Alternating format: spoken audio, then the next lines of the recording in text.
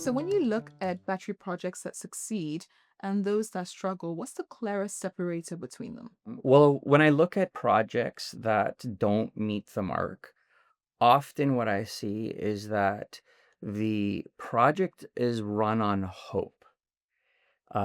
It's good to have aspirations and hope and ambitions, but they have to be backed by a plan on how we're going to achieve those objectives. And when I use the word hope in this context, it is often without a plan.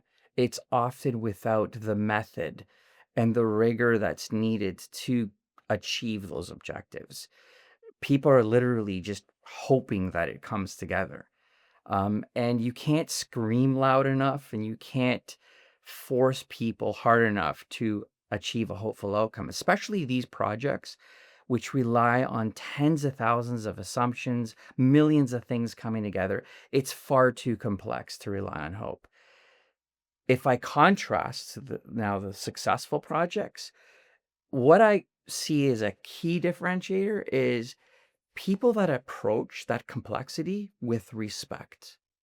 They acknowledge it, and as a result of acknowledging it, they respect it, and that prompts them to rigorously deal with the complexity of the project.